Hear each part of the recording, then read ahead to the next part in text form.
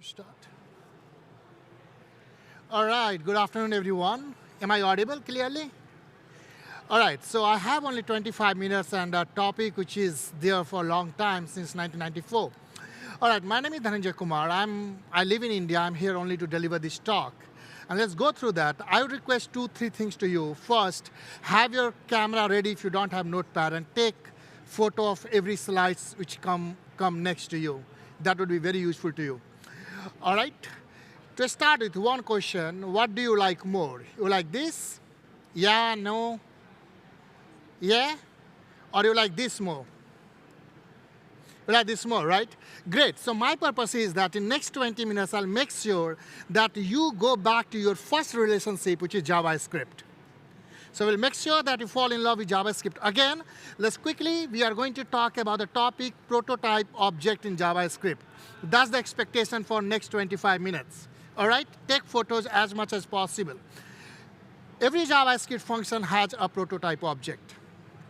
Every JavaScript function has a prototype object. That's the reason when you print this code, when you go ahead and print this code, you get an empty object. Every JavaScript function has a prototype object. That's the truth since 1994 when JavaScript started.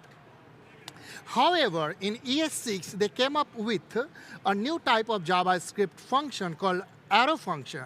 And arrow function does not have prototype object. That's the reason you cannot use arrow function to create an object. So in JavaScript, you use a function to create an object. But if you try to use an arrow function to create an object, JavaScript complains about that. Why? Because if you print dot prototype of an arrow function, you get result undefined. If you remember previous slide, we were getting an empty object when function was not an arrow function. Here you get undefined. So this is your learning number 2. Arrow function, prototype, undefined, normal function like function statement or function declaration, prototype, empty object. Now, that's the reason why you cannot use arrow function, because the prototype is undefined. But very interesting, if you look at the error messages, it does not tell you, JavaScript does not tell you that, hey, you cannot use arrow function to create an object because it does not have prototype object. It tells you that arrow function is not a constructor. If you look at the error message. Why? Because in every function in JavaScript has an internal property called double square bracket C capital constructor. So if I was a function in JavaScript, and if I have that internal property called constructor, you can use me to create an object. If I do not have that, you cannot create object using me.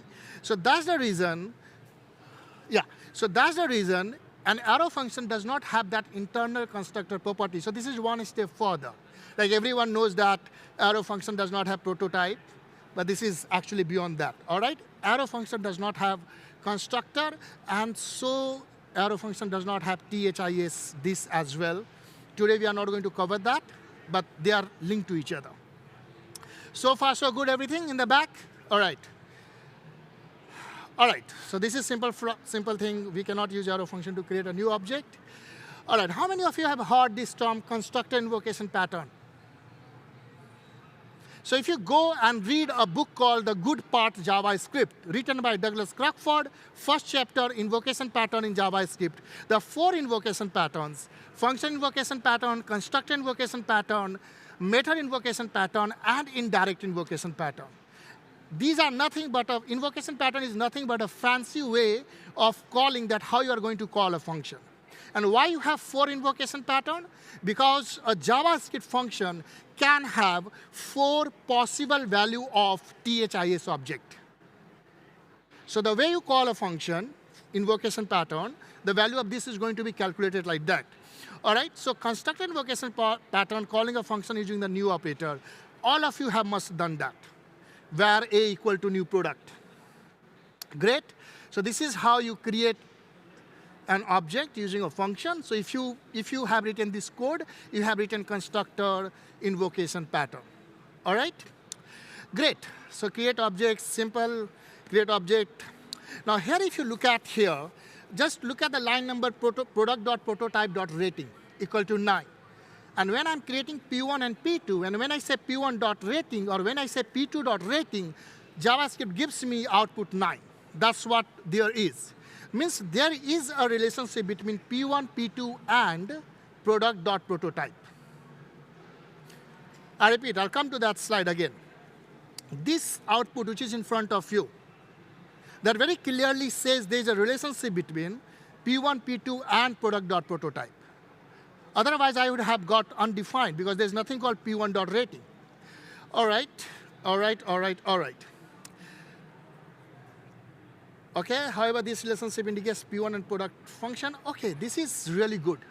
Please look at this slide. If you want, you can take photo. We are getting deeper into JavaScript. You know what is problem with JavaScript? All of us think we know JavaScript until we don't go there. Why Angular and React is popular? Because we don't know JavaScript.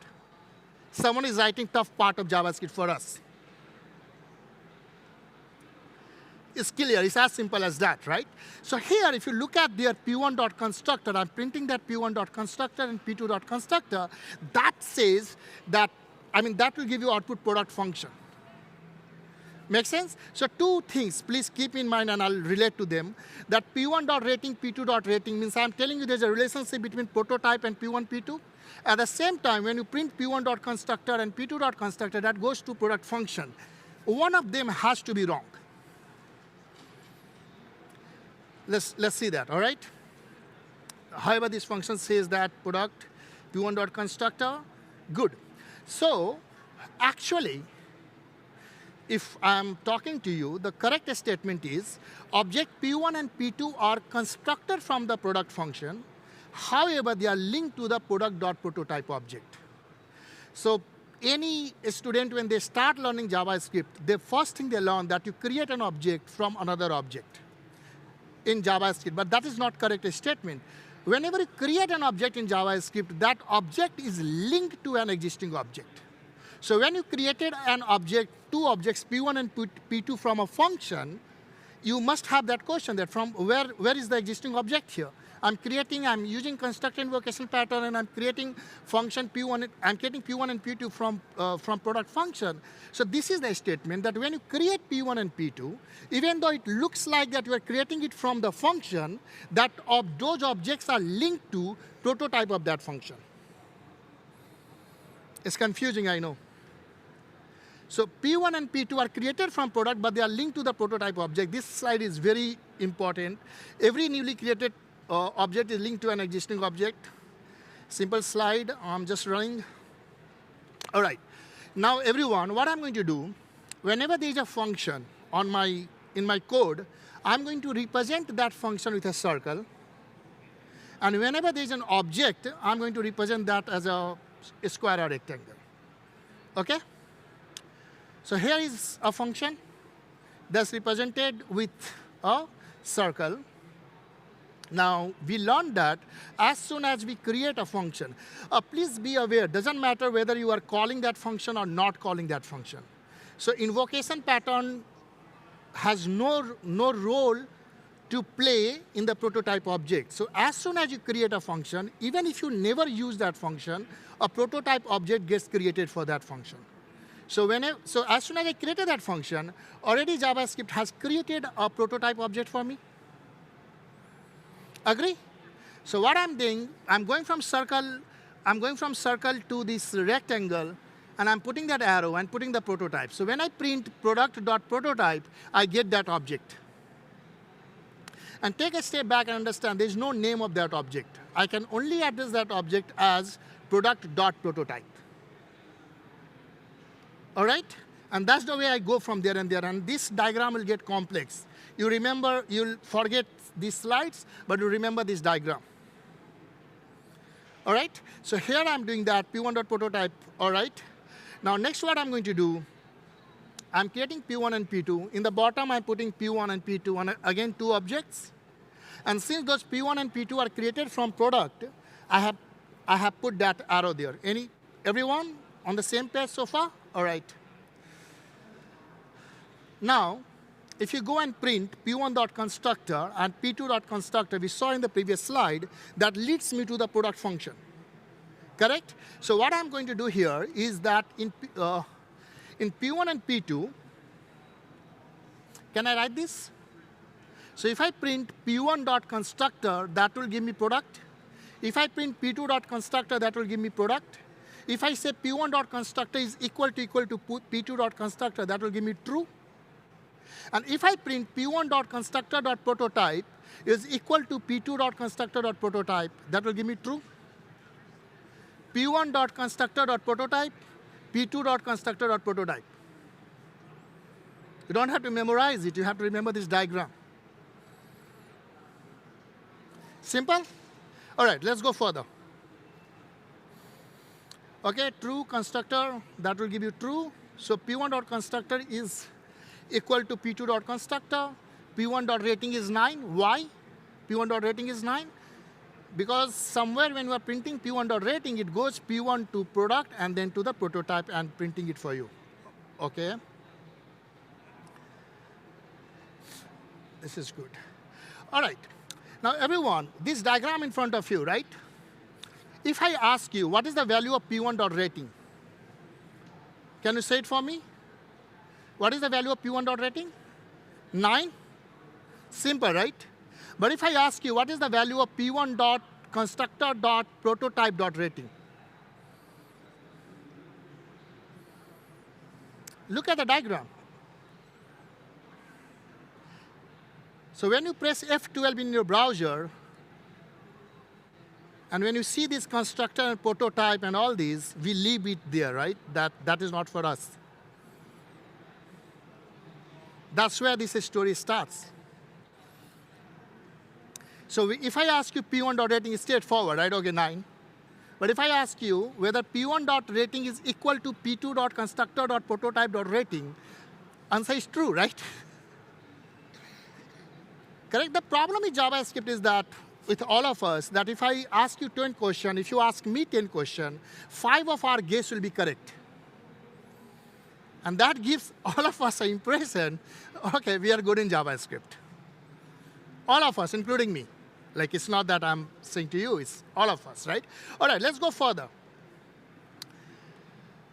OK. Now here, please 10 seconds, give me your full attention. Here things get little bit, I don't know what, but something serious here. Now when I go from P1.constructor.prototype, I go to rating. I told you that an object has to be created from somewhere else.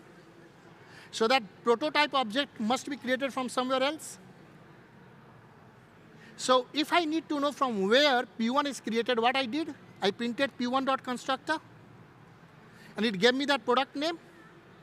So I want to know from where that prototype got created. So I'll print product.prototype.constructor to check from where it is constructed.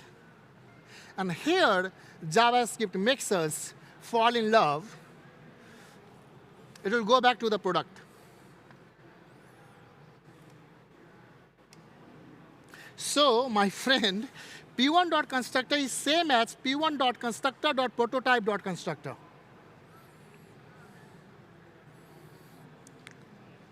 P2.constructor is same as P2.constructor.prototype.constructor. Look at the diagram. All right? Let's go further. So this diagram is clear. You put that constructor there. So let me go back here. Once again, please look at here. And I guess I have 10 minutes more. So this code, what you see in the left-hand side, that code is represented as that diagram. Product function in the circle, product.prototype.rating in the square or rectangle, then P1 and P2 rectangle, and then we are just mapping them. Clear? So let us assume that you are appearing for an interview or somewhere. They have given you this code. You don't know that diagram. And then they tell you to print these values. So you have that code. You don't know that diagram. And they're telling you that, tell me whether P1.constructor is same as P2.constructor. Tell me whether P1.constructor.prototype is same as P2.constructor.prototype. Tell me where P1.constructor.prototype.constructor is same as P2.constructor. You will start guessing. Some true, some false, some true, some false. But if you have mastered this diagram, you'll not guess it. You'll just, everything is true in that. All right, so all of them are true. Okay, let's go further. All right. Now, for a long time, to reach that orange rectangle from this green or yellow rectangle, I had to go through that circle. Means p1.constructor.prototype. Then one fine day, Mozilla decided why to go that path. Let's go directly from green to orange and yellow to orange. And they opened up in their browser, and then now it's everywhere in all the browsers supported. They said that, hey, you can directly go from P1 to product.prototype by using something called __proto. Have you heard this, __proto? So every function has a prototype object, and every object has a __proto property. So every object's __proto property points to the object from where this object was linked while created. It's simple if you look at the diagram, right? So now, if I ask you that whether p1.constructor.prototype is same as p1.proto, answer is true. p1.constructor.prototype, p1.proto. p2.proto, right? You have to look at the diagram. And p1.proto equal to product.constructor.prototype. All right, so p1.true, true. Everything is true. I'll share this PPT with you, so for your reference, you can use this. All right, so this is a diagram for that code. And trust me, right now you have only like 6 lines of code. That got converted to that diagram. When you have like 50 lines of code, these diagrams will be very handy to you. You got to just build this diagram, you know from where what is happening, all right? Okay, so this diagram is clear. This is what I am here to teach you, that how to create this prototype diagram in that. Now I'll take 5 more minutes and teach you how to go about the read operation and write operation. Read operation and write operation in the prototype chain. So read operation is very simple. When you say p1.rating, what JavaScript does, it tries to search rating in the p1. If it finds it, it will give you that value. If it does not find it, it will go to the proto. If it finds it, it will give you that value. If not, further to the proto, right? Like object proto, the object, mother object. So that's how read operation works. Read operation never gives you error. It may maximum give you undefined if you are printing something which is not in the prototype chain. So read operation is straightforward. Write operation is a little bit tricky. Why? Because JavaScript allows you to add a property at the runtime. So you have created an object foo, and then you can add a property anytime in the foo, right? Until you don't, if you have not done object.freeze on the foo, correct? So read is read in current object. If it does not find further. Write operation. Now here, if you look at in the write operation, so what we are doing, function product, and then product.prototype.rating, then product.prototype.getDetails, simple, and p1 new product. And this will give you name, book, price, this simple code. However,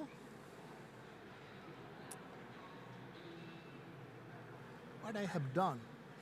All right. Yeah. So if you look at the other code, p2.getDetails. See here I'm saying product.prototype.getDetails in the left-hand side. Here product.prototype.getDetails. But for the P2, I have redefined the getDetails on the top.